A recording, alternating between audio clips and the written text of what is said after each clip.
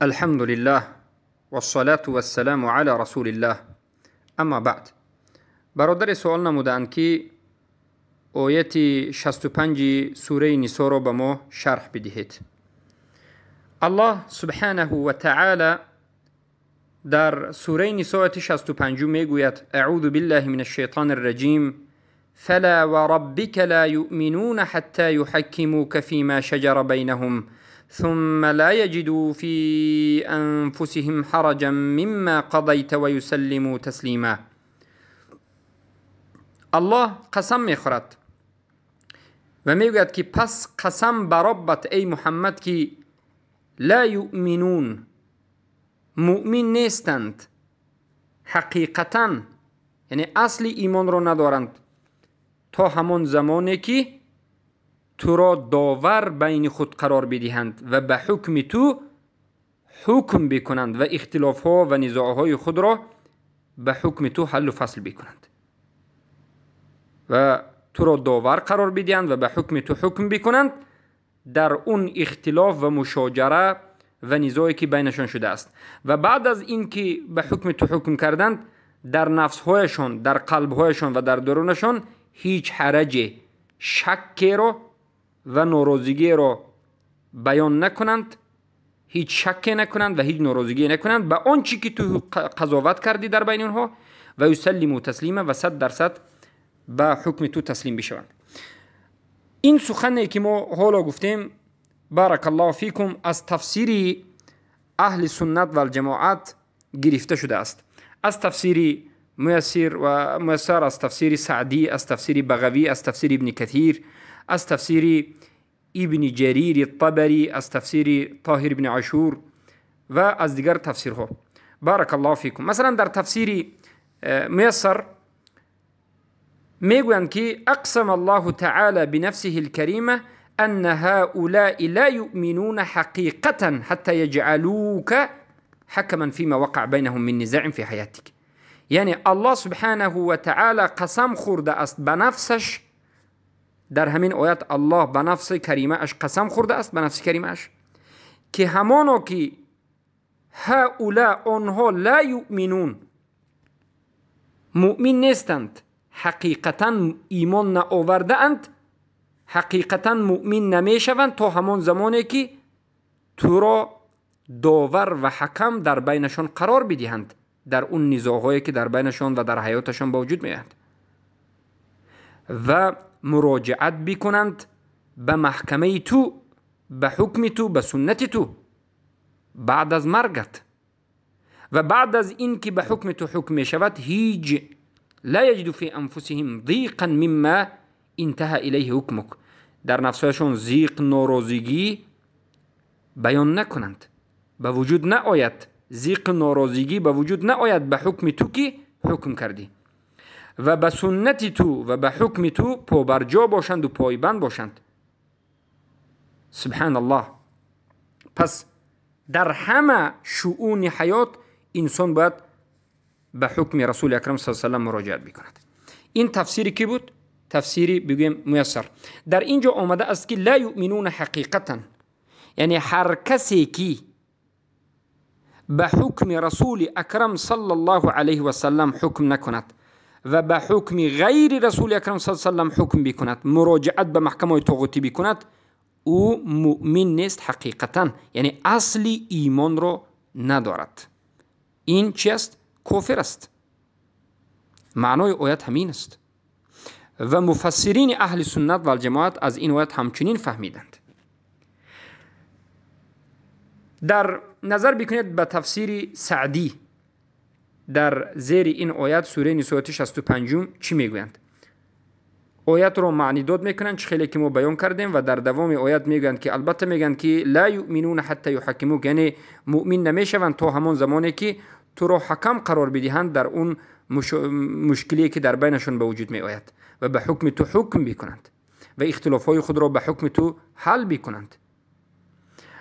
و در دوام این سخن میگویند که بارک الله فیکم فالتحکیم فی مقام الاسلام، تحکیم در مقام اسلام است و انتفاء الحرج فی مقام الایمان، نابود شدن شک و شبهه و حرج و اضطراب در مقام ایمان است. و التسلیم فی مقام الاحسان، و تسلیم شدن به حکم الله در مقام احسان است. یعنی شیخ سعدی در اینجا اسلام، ایمان، احسان را در همین آیت بیان کردند. هر کسی که به حکم رسول الله حکم بکند این مسلمان است، و هر کسی که بعد از حکم در قلبش یگان حرج، شک، شبهه نآورد و قلبش هم انشراح به حکم الله شود و 100% راضی باشد به شک شبهه، این مؤمن است. و هر کسی که بعد از حکم الله خرسند شود و 100% تسلیم شود بعد از حکم الله در بالش جاری شدن، این محسن است. اما هر کسی که در حالت اختلاف و مشاجره و نزاع، در حالتهای کشمکش و اختلاف به حکم الله و رسول مراجعت نکند، تحاکم به حکم الله و رسول نکند، این اسلام ندارد. سخن شیخ سعدی است. یعنی مسلمان نیست، کافر است. و هر کسی که در یعنی حالت اختلاف، نزاع به حکم الله مراجعه بکند، اما بعد از حکم شدن در قلب شک و ضیق و کم ناراضگی به وجود بیاد، در این حالت چی می شود؟ شک و ضیق به وجود بیاد. در این حالت این مسلمان است برای اون که به حکم الله مراجعت کرد، اما از سببی در قلب شک و شبهه و ضیق آمدن چی می شود؟ این انسان مؤمن نیست، مسلمان است و مؤمن نیست. ببینید علمای نجد هم عیناً همین را گفتند، به مانند سلیمان السحمان، سلیمان حمدان من اکابر تلامید سلیمان السحمان، و در فتح المجید شرح کتاب التوحید علمای نجد بیان میکنند که هر کسی که به حکم الله و رسول در مسائلی بگم در حالتهای اختلاف و نزاع نقاش اگر مراجعت به حکم الله و رسول نکند، این مسلمان نیست، اصلی ایمان ندارد، حقیقت ایمان را ندارد. معنای آیت همین است که این آدم کافر است. و این چنین همین عیناً همین سخن را امام بغوی بیان کردند. امام بغوی سخنی در تفسیر بغوی میبینید که امام بغوی شاگرد یکی از شاگردهای ابن تیمیه رحمه الله سخنی ابن جریر طبری را ذکر کردند و ابن کثیر هم همین سخن را میگند. ابن کثیر هم همین سخن را میگند و ابن جریر طبری رحمه الله بارک الله فیکم عیناً همین معنا را ذکر میکنند.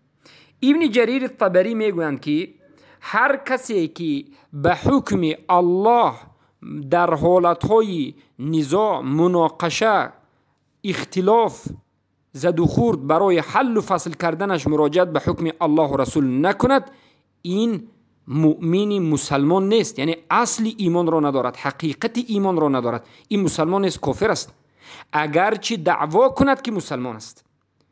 ابن جریر طبری رحمه الله یکی از علمای متقدمین و سلف میگویند که فلا و ربک، همین حرف فا این پسوینده که بگویم پیشوینده که باز میگرداند این آیت رو، معنی آیت رو به آیت 60 سوره نساء. در سوره نساء آیت 60 الله گفت الم تر الى الذين يزعمون انهم آمنوا بما انزل اليك وما انزل من قبلك يريدون ان يتحكموا للطاغوت. آیا دیدی کسانی را که دعوا میکنند؟ یزعمون، زعم همین که بر دروغ دعوا میکنند، میگن که ما مسلمانیم اما دروغ است مسلمان گفتنشون. کلمه زعم به همین استفاده میشه، یعنی دعوا میکنند که ما مسلمانیم در حالتی که اینها کذاب و دروغگویانند. اینها مسلمان نیستند، اینها کافرانند، برای اینکه اینها حکمی غیر الله را اراده میکنند، حکم طاغوت را اراده کردند. ابن جریر طبری میگند که این آیت 65 سوره نساء بعد از این آیت است، گویا که بله اینها مسلمان نمیشوند، مسلمان نیستند، حقیقت اسلام و حقیقت ایمان ندارند تا همان زمانی که به حکم تو حکم بکنند. اگرچه اینها گمان بکنند که مسلمانند، مسلمان نیستند اگر به حکم طاغوت مراجعت بکنند. و این است تفسیر اهل سنت و این است فهم سلف و فهم علمای اهل سنت و الجماعت. و همین از سخن شیخ الاسلام ابن تیمیه و سخن ابن القیم الجوزی. اما مرجئه های عصر از مدخلی ها و از جهمی ها معنای این آیت را میگویند که معنای این آیت میگن همین است که هر کسی که به حکم رسول اکرم صلی الله علیه و مراجعت نکرد و اختلاف را به حکم الله و رسول یعنی حل و فصل نکرد و حکم نکرد، معناش این نیست که او کافر باشد میگن، بلکه ایمانش کامل نیست. معنای ایمان را در اینجا لا یؤمنون حتی یحکموک را، لا یؤمنون را گفتن که یعنی حقیقت ایمان نیو، بلکه ایمانش کامل نه. یعنی هر کسی که به حکم الله و رسول حکم نکند هم، مراجعت به غیر حکم الله و رسول کند هم، این چی می شود؟ این مسلمان است، اما مسلمان ضعیف است و ایمانش کامل نیست گفتند. و عقیده اهل سنت و الجماعت رو عقیده خوارجی گفتند. من یک دو سخنهای علمای مدخلی رو دیدم که در زیر همین آیت میگویند که عقیده خوارج ها هست که هر کسی که بگوید که یعنی در اینجا کسی که به حکم الله و رسول مراجعت نکند و به حکم الله و رسول حکم نکند کافر است، اگر بگوید حقیقت ایمان رو ندارد و اصل ایمان رو ندارد، کسی بگوید میگه این عقیده خوارج است. میگه اعوذ بالله. این سخن رو شیخ سعدی گفته، امام بغوی گفته، ابن جریر الطبری گفته، ابن کثیر گفته و سلیمان السحمان، سلیمان الحمدان و علمای نجد، بسیار از علمای نجد گفته و ابن باز گفته و غیر از علمای اهل سنت و جماعت گفته که میگویند هر کسی که به حکم الله و رسول حکم نکند او مسلمان نیست، حقیقت ایمان را ندارد و حقیقت اسلام را ندارد، این کافر است. یعنی انمین است معنای آیت. اما مرجئه ها، جهمی ها و مدخلی ها میگن که یعنی این آدم مسلمان است و ایمانش کامل نیست، در اینجا نفی کمال ایمان است میگن. ما میگیم که در اینجا نفی حقیقت ایمان و اصل ایمان است. خیلی که علما رو ما به شما ذکر کردیم. بارک الله فیکم و حیاکم الله و بیاکم.